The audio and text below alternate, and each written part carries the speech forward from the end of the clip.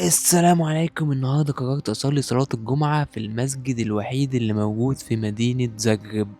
فالمسجد ده وراه قصة كبيرة أوي زي ما انتوا شايفين. هو ده المسجد ده وراه قصة كبيرة، فما تنساش تعمل لايك وسبسكرايب وخلينا نشوف، وتعملوا في الكومنتات، تصلوا على النبي في الكومنتات وعشان تعرفوا قصة المسجد ده. النهاردة عاوز أخدكم معايا في يوم بسيط بس ليه معنى كبير بالنسبة لي كمسلم عايش برا البلد. هنشوف الجامع ونصلي ونتكلم شوية عن إحساس إنك تصلي الجمعة في بلد أوروبية بعيدا عن مصر. وأنا رايح الجامع حاسس إن كل جمعة هنا هيكون ليها طعم مختلف. في مصر كنت بنزل أصلي في الجامع اللي تحت البيت وخلاص، لكن هنا الموضوع مختلف. بتبقى عبارة عن رحلة، بتاخد ترام أو باص لمدة 20 دقيقة وبعدين بتتمشى حوالي 10 دقايق عشان توصل للجامع. أكتر حاجة بتفرحني إن ألاقي مكان بالشكل ده معمول للمسلمين بس، والمكان مش للصلاة بس، ده كمان مركز ثقافي وتعليمي كامل عن الإسلام. المبنى ضخم جدا، مبني على مساحة حوالي 10,000 متر مربع، وفي مئذنة واحدة بس ارتفاعها 51 متر. يعني من أي حتة قريبة هنا ممكن تشوفها وتعرف فين المسجد. والمسجد اتبنى ما بين سنة 1981 إلى 1987، والتصميم كان عن طريق مهندسين معماريين من سراييفو في البوسنيا، وعملوا مزيج جميل بين الطابع الإسلامي التقليدي والأسلوب المعماري الحديث.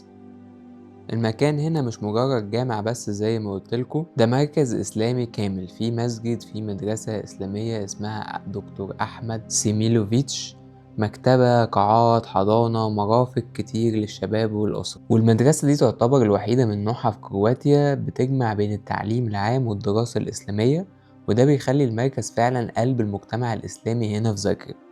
الجامع من بره ممكن تحسه بسيط، لكن لما تقرب وتشوف التفاصيل هتلاحظ الدمج بين الخطوط الحديثة وبعض الزخارف الإسلامية اللي بتدي روح للمكان. ومن جوه كمان المساحة واسعة ومريحة جدا، وبصراحة الإحساس جوه كان جميل جدا. وانت واقف في الصف تلاقي ناس من كل الجنسيات، عرب، بوسنيين، أتراك أو كروات، مسلمين وناس من آسيا، كلنا في صف واحد بنسمع نفس الخطبة.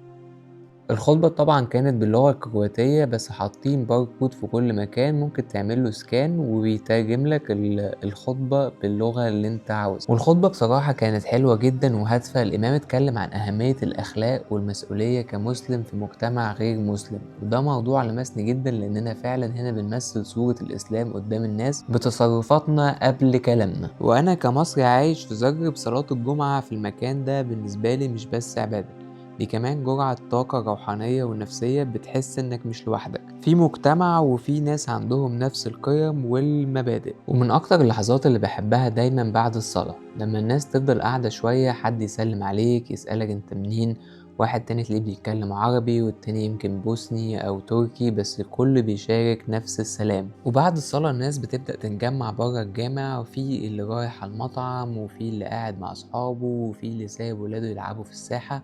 الجميل إن المركز هنا مش بس مكان صلاة، لكن مساحة للحياة، في نشاطات للشباب، تعليم، ثقافة، وده بيخلي الإسلام جزء طبيعي من حياة المسلم هنا، مش حاجة منعزلة. فلو أنت مسلم وجاي تزور زغرب أو حتى عايش هنا ولسه ما زورتش الجامع ده، أنصحك تيجي تصلي الجمعة هنا على الأقل مرة. هتحس بشعور الانتماء وهتشوف قد إيه الإسلام موجود وجميل حتى في بلاد بعيدة عن العالم العربي بتاعنا. ولو انت مش مسلم وتتفرج على الفيديو ده من باب الفضول، اتمنى تكون شفت جزء بسيط من جمال الدين ده. وما تنسوش يا جماعة تدعموا الفيديو ده بلايك، وتكتبولي في الكومنتات عاوزين تشوفوا ايه تاني في مدينة زغرب او في كرواتيا، وتشتركوا في القناة لو لسه ما اشتركتوش، علشان لسه في حكايات كتير من حياتي كأجنبي عايش هنا في كرواتيا. اشوفكم في فيديو جديد. السلام عليكم.